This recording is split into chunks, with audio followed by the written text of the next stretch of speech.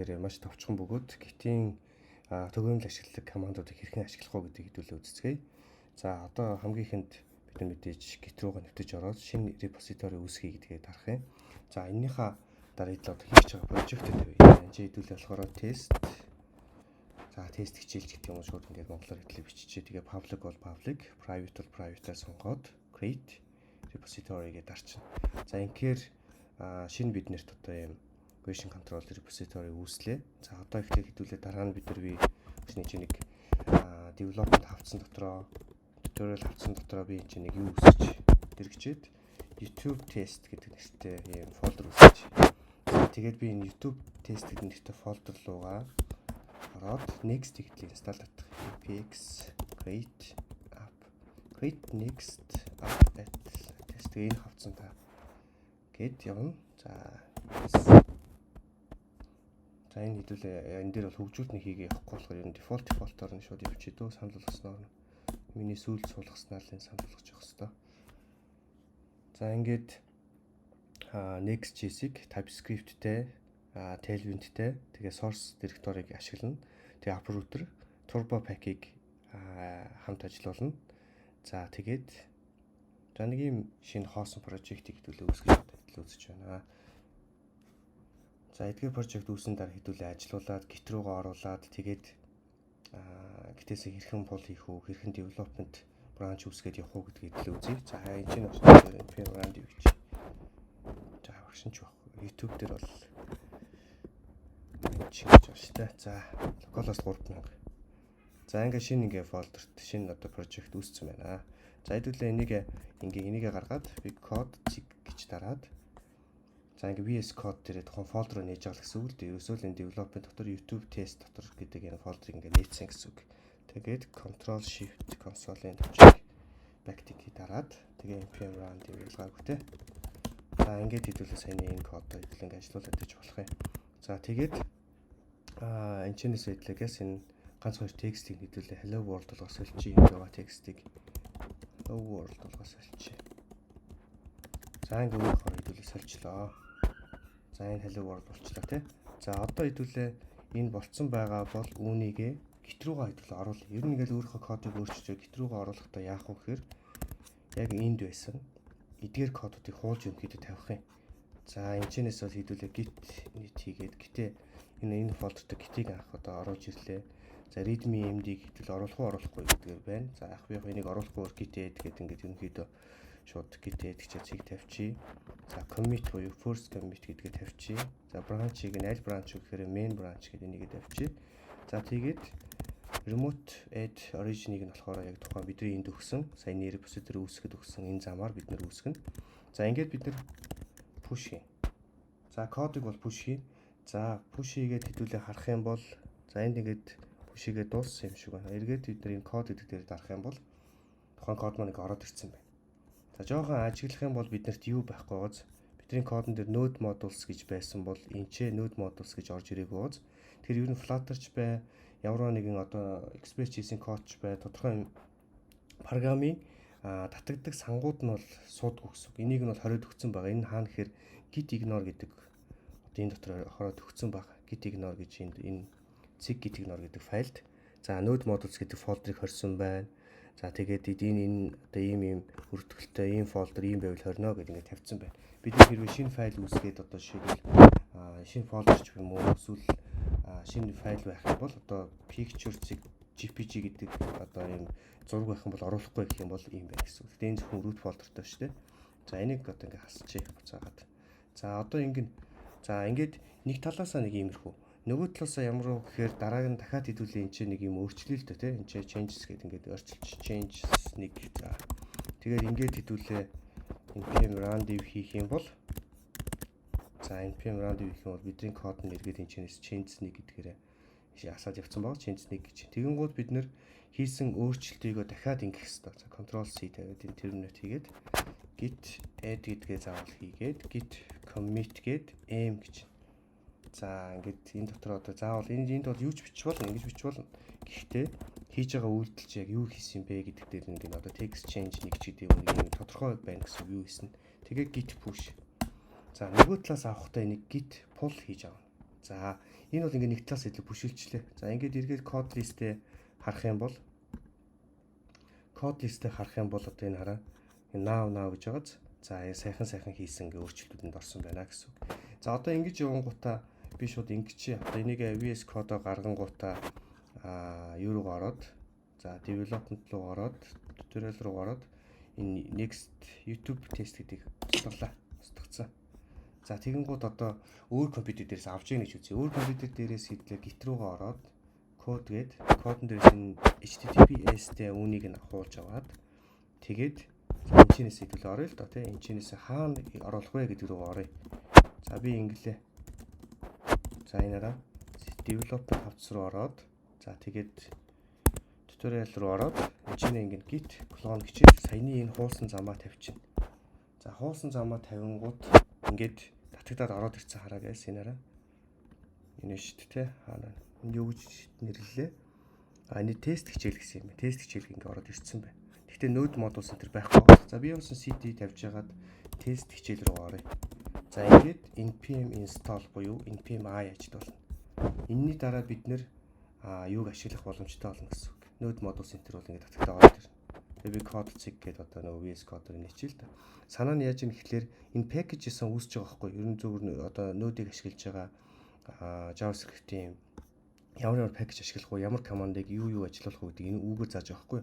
Next run div гэх юм бол энэ turbo pack-ийг те run div гэх юм бол turbo pack-тэй энэ одоо next development-ийг ажиллуулна гэж байгаа байхгүй.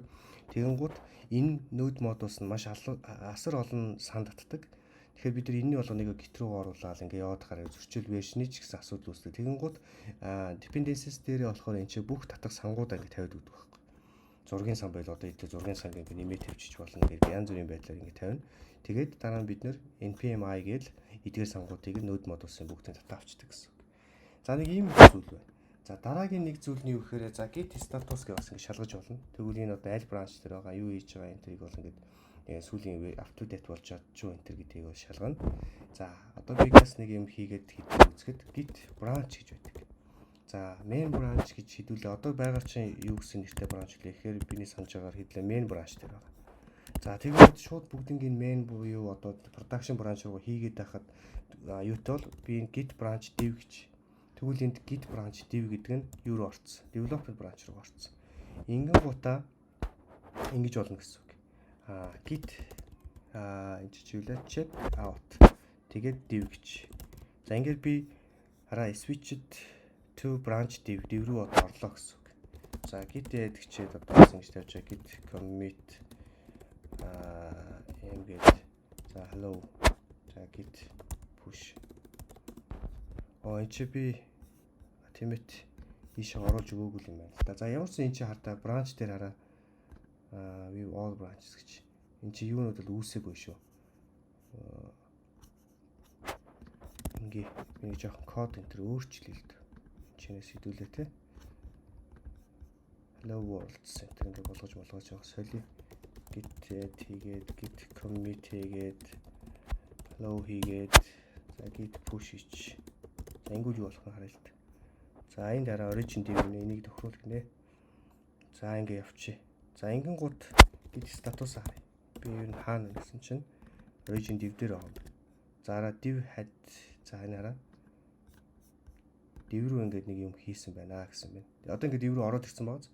Миний div бол энэ араа сая source руугаа page энэ нь болохоор саяхан өөрчлөгдсөн. Саяхан энэ дотор би нэг жижигхэн өөрчлөлт хийсэн те. Жижигхэн өөрчлөлт хийсэн. Тэр нэг чи өөрчлөгдсөн байгаа. За тэгэнгუთ main branch дээр ингээ өөрчлөлт нэгж орж ирээгүй багтаас. Энд бол ингээ 4 минут өнгөж штэ тий. Тэгэнгუთ санаа нь юу гэхэлэр хоёр өөр газраас өөр одоо компонент буюу өөр модуль ингээ хийх шаардлага үүсдэг байхгүй. За тэгэнгуთ энд бид нэр merge хийх шаардлага үүснэ. За compare and pull request гэдэг ингээ main руугаар атаа ирж болно. Одоо энэ чинь жишээлбэл би div одоо div-ээ сонгоогүй main дээр авахт бол ингээд энэ хоёрыг бол хооронд нэгтгэх үү гэдэг юм хөө сонголтоор бид нэр харьцуулж үзэж бас болно. За эргээд нөгөө бранч дээр development хийхдээ git check out гэж зүгээр л main гэж шүү дээ. Ингүүл main руу ингэж шилжсэн гэсэн үг. Git pull гэвэл энд одоо юу ч авах юм байхгүй. Нөгөө талаас өөрчлөлт хийгээгүй гэсэн үг тий. За өөрч main branch дээр энд одоо жижигхэн өөрчлөлт бас хийж болно. Page дотор одоо энэ би энэ edit дарж агаад энэ чинь hello world s гэ 2 3 s болгоч. Тэгээ commit changes хийгээд лөвч за энэ мохол юм хэлээ. За ингээд saving дарчлаа. Ингүүл биднэрт хараа main branch дээр байгаа бидний энэ код дээр git pull-аар орж ирнэ хараа. Ороод ирсэн араа өөрчлөлт. Энд чинь энэ хуудсан дээр энэ араа SSS болгоод орж ирсэн. Одоо энийг бол git pull-дах шаардлага, бүшдэг шаардлага мэдээж авцсан байгаа болохоор. За нэг иймэрхүү байдалтай явж болно. За ингийн гутаа branch хоорондоо шилждэг нэг юм байгаад байгаа ш. Тэгвэл энийг ингэж болно. Gift merge гэж div branch-таа би нэгтгэе гэж. За ингийн гутаар ингэ гарч иж байгааз энэ хоёр хоорондоо нэг нь S-тэй байсан чинь div дээр нэг S-тэй байсан чинь нөгөөх нь ийм байжээ. Тэгвэл энийг одоо яах вэ гэдэг ингээд зөрчилдөө үүслэе гэдэг иймэрхүү юм байдаг. За тэгээд энийг авъя.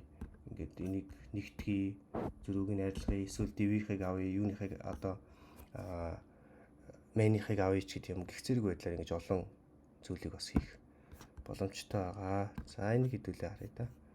За эндээс юу болоод тойроо. За энд юусэн энд нөгөө юугаа оруулаагүй л гэлээ яагаад юм байна л да. Тэгэхэд нэгтгэх юуг нь бол оруулаагүй юм байна. За би тэгвэл ингэчээ guys хараа. Ингээд аль бранч дээр байгаа лээ. S employees энэ анхных нь хэлбэрээр ингээд явж байна тий. За commit changes git commit them test you name it email automatically based. За одоо ингээд нэгтгэж шиг боллоо. За уучлаарай. Одоо тэгээд би git status-аа шалгах би энэ хаана байгаа харъя. Юун дээр байна бэ? Main дээр байгаа юм. За тэгсэн чинь хэдүүлээ main дээр бас байгаа юм биш те. Жохон simplest болгоч. Тэгээ git энийг хадгалаад git add за эргээд одоо main branch руугаа git push хийч. За ингэнгүүт main руу одоо git push-наас яваад орцсон баг. За өөрөөр хэлэх юм бол энэ чинээс бид нэг ингэж болж байна now гэж шүү дээ. Ингээ 2 3 бранч 4 бранч хийж болно. Ингээд өөр ингэсэн хөгжүүл development гэж байдаг. Эсвэл модулаар байдаг. Ерөөсөө зарим нь бол нөгөө зөвхөн энэ хэсгийг нь одоо засна энтергээд өөрийнхөө зарим хэсгүүдийг засаа авчдаг юм тохиолдлууд байгаа. Зөвхөн өөрчлөлтөө хэсгүүд нь бранч руу усалаа орчдөг болохоор тэгэхээр энэ бранч гэдэг ойлголтыг унших ашиглаад сурчвал олон хүн хөгжүүлж байгаа нөхцөл айгүй зүгээр. Нэг хүн байсан ч гэсэн ерөнхийдөө бол div болон main branch гэдэг 2 бранчтай байгаад их зөвхөмжтэй. За окей нэг иймэрхүү байдлаар маш товчхон ярих гэж тайлбарлаа. Тэгтээ жоохон тутагталтай ярьчих шиг боллоо. Бусад өөр олон зүйлүүд бас байгаад байгаа. Fetch гэж oo одоо git reset хийдгүү, revert яадгүү, git log гэхээр юу байдгүү. За тэгээд merge-ийг илүү нарийн хийх, тэгээ push pull-ыг бас болохоор 2 3 origin руу хийх гэх зэрэг олон ингэж үйлдэлүүд байдаг. За тэгээд энэ болгоныг бас дараа яриана. Ер нь бол та бүхэн өөрсдөө ч түүнийг одоо сурч чадамжтай болох байх. Ямарсан ингэж жижиг хэмжээний ойр зургийнхаа бүх юмыг ингэж GitHub руу оруулаад авах боломжтой боллоо гэсэн үг.